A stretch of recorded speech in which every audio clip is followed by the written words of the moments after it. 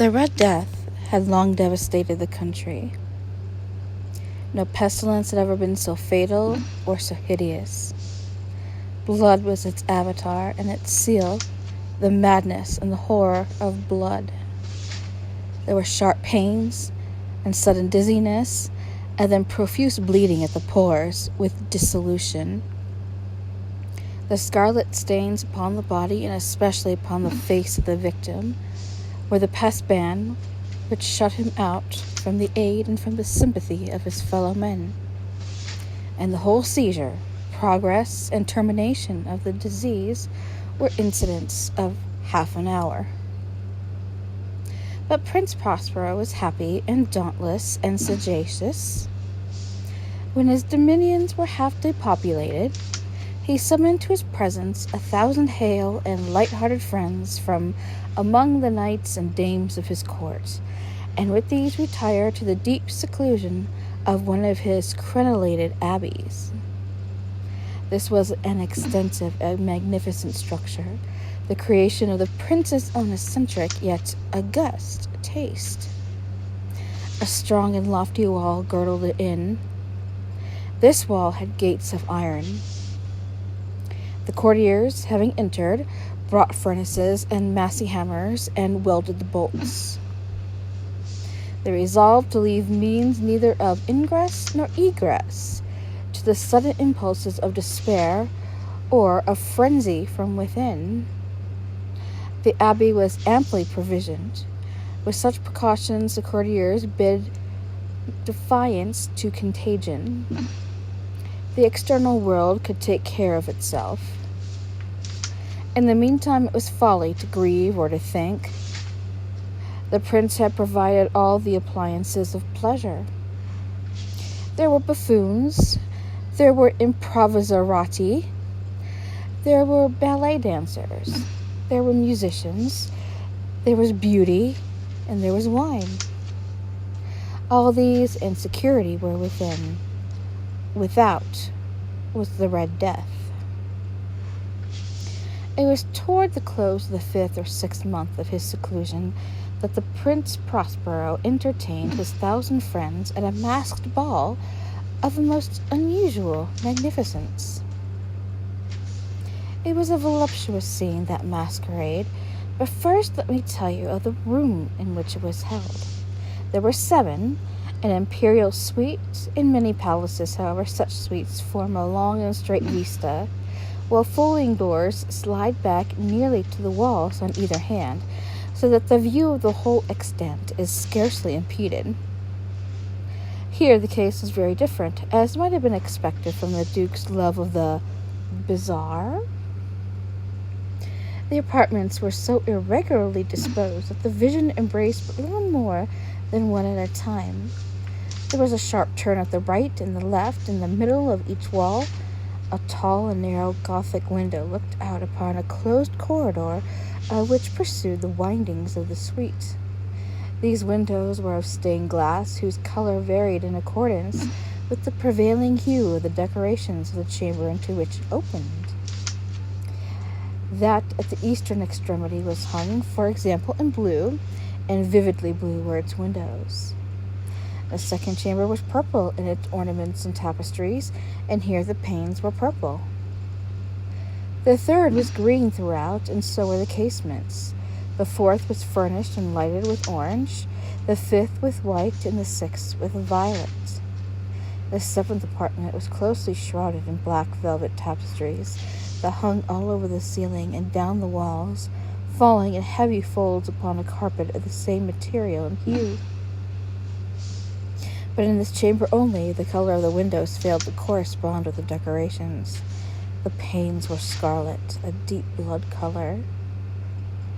Now, in no one of any of the 7 apartments was there any lamp or candelabrum. Amid the profusions of golden ornaments that lay scattered to and fro and depended from the roof, there was no light of any kind emanating from lamp or candle within the suite of the chambers. But in the corridors that followed the suite there stood, opposite each window, a heavy tripod bearing a brazier of fire. that projected its rays through the tinted glass and so glaringly lit the room. And thus were produced a multitude of gaudy and fantastic appearances. But in the western or black chamber, the effect of the firelight that streamed upon the dark hangings through the blood-tinted panes was ghastly in the extreme, and produced so wild a look upon the countenances of those who entered that there were few of the company bold enough to set foot within its precincts at all. It was within this apartment also that there stood against the western wall a giant clock of ebony.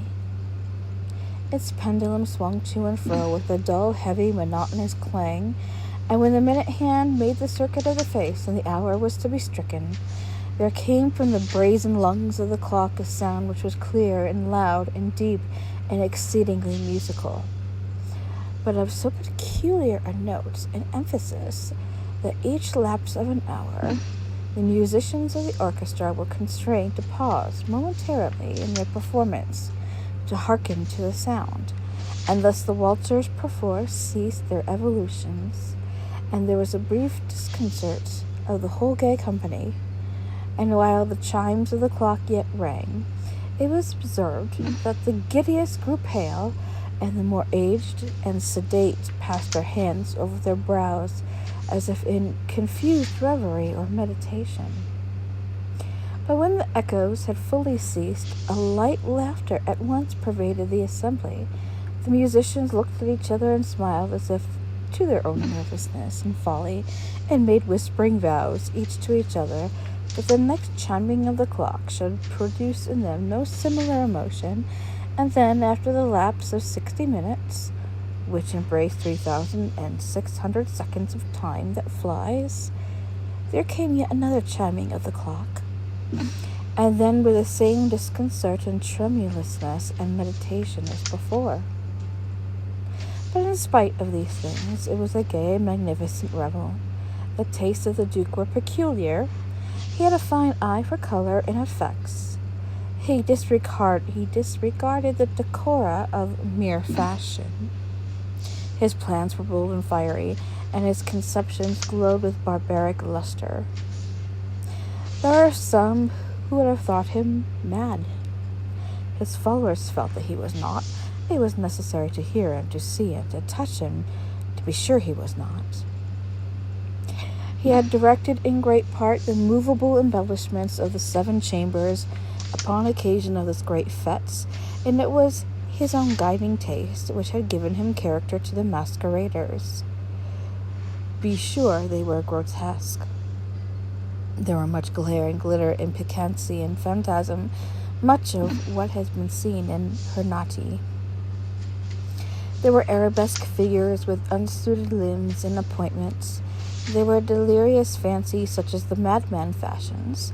There were much of the beautiful, much of the wanton, much of the bizarre, something of the terrible, and not a little of that which might have excited disgust. To and fro in the 7 chambers stalked, in fact, a multitude of dreams, and these dreams writhed in and about, taking hue from the rooms and causing the wild music of the orchestra to seem as the echo of their steps. And anon there strikes the ebony clock which stands in the hall of velvet, and then for a moment all is still and all is silent save the voice of the clock. The dreams are stiff frozen as they stand, but the echoes of the chime die away. They have endured but an instant, and a light half-subdued laughter floats from them as they depart. And now the music swells, and the dreams live and ride to and fro more merrily than ever, taking hue from the many-tinted windows through which stream the rays of the tripods. But to the chamber which lies most westwardly of the 7, there are none of the maskers who venture, for the night is waning away, and there flows a ruddier light through the blood-colored panes, and the blackness of the sable drapery appalls, and to him whose foot falls on the sable carpet there comes from the near clock of ebony a muffled peal more solemnly emphatic than any which reaches their ears who indulge in the more remote gaieties of the other apartments. But these other apartments were densely crowded, and in them beat feverishly the heart of life. And the revel went whirlingly on until at length there commenced the sounding of midnight upon the clock. And then the music ceased, as I have told, and the evolutions of the waltzers were quieted, and there was an uneasy cessation of all things as before. But now there were 12 strokes to be sounded by the bell of the clock, and thus it happened, perhaps, that more of thought crept, with more of time, into the meditations of the thoughtful among those who revelled. And thus too it happened that before the last echoes of the last chime had utterly sunk into silence, there were many individuals in the crowd who had found leisure to become aware of the presence of a masked figure which had arrested the attention of no single individual before. And the rumor of this new presence having spread itself whisperingly around, there arose at length in the whole company a buzz or murmur of horror and of disgust.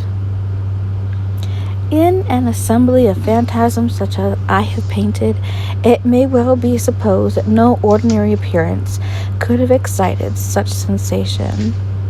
In truth, the masquerade license of the night was nearly unlimited, but the figure in question had out-Heroded Herod, and gone beyond bounds of even the prince's indefinite decorum. There are chords in the hearts of the most reckless which cannot be touched without emotion, even with the utterly lost, to whom life and death are equally just. There are matters of which no jest can be made. The whole company indeed seemed now deeply to find that in the costume and bearing of the stranger neither wit nor propriety existed. The figure was tall and gaunt and shrouded from head to foot in the habiliments of the grave. The mask which concealed the visage was made so nearly to resemble the countenance of a stiffened corpse that the closest scrutiny must have difficulty in detecting the cheat. And yet all this might have been endured, if not approved, by the mad revellers around. But the mummer had gone so far as to assume the type of the Red Death. His vesture was dabbled in blood, and his broad brow, with all the features of his face, was besprinkled with the scarlet horror. When the eyes of Prince Prospero fell on this spectral image which, with a slow and solemn movement, as if more fully to sustain its role, stalked to and fro among the waltzers, he was seen to be convulsed, in the first moment with a strong shudder either of terror or distaste, but in the next his brow reddened with rage.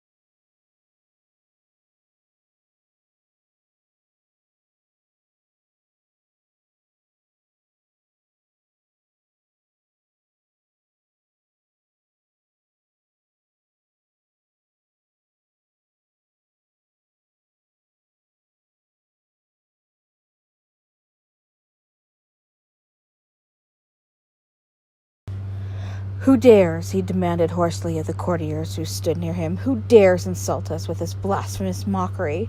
Seize him and unmask him, that we may know whom we have to hang at sunrise from the battlements." It was in the eastern or blue chamber in which stood Prince Prospero as he uttered these words. They rang throughout the 7 rooms loudly and clearly, for the prince was a bold and robust man, and the music had become hushed at the waving of his hand. It was in the blue room where stood the prince with a group of pale courtiers by his side. At first, as he spoke, there was a slight rushing movement of this group in the direction of the intruder, who, at the moment, was also near at hand, and now, with deliberate and stately step, made closer approach to the speaker. But from a certain nameless awe with which the mad assumptions of the mummer had inspired the whole party, there were found none who put forth a hand to seize him, so that, unimpeded, he passed within a yard of the prince's person, and while the vast assembly, as with one impulse, shrank from the centers of the rooms to the walls, he made his way uninterruptedly, but with the same solemn and measured step which had distinguished him from the first, through the blue chamber, to the purple, to the purple, to the green, through the green, to the orange, through this again, to the white, and even thence to the violet, ere a decided movement had been made to arrest him. It was then, however, that the Prince Prospero, maddened with rage and the shame of his own momentary cowardice, rushed hurriedly through the 6 chambers, while none followed him on account of a deadly terror that had seized upon them all. He bore aloft a drawn dagger, and had approached, in rapid impetuosity, to within 3 or 4 feet of the retreating figure, when the latter, having attained the extremity of the velvet apartment, turned suddenly and confronted his pursuer. There was a sharp cry, and the dagger dropped gleaming upon the sable carpet, upon which most instantly afterward fell prostrate in death the Prince Prospero. Then, summoning the wild courage of despair, a throng of the revelers at once threw themselves into the black apartment, and seizing the mummer, whose tall figure stood erect and motionless within the shadow of the ebony clock, gasped in unutterable horror at finding the grave cerements and corpse-like mask which they had handled with so violent a rudeness, untenanted by any tangible form. And now was acknowledged the presence of the Red Death. He had come like a thief in the night, and one by one dropped the revelers in the blood-bedewed halls of their revel, and died each in the despairing posture of his fall. And the life of the ebony clock went out with that of the last of the gay, and the flames of the tripods expired, and darkness and decay and the Red Death held illimitable dominion over all.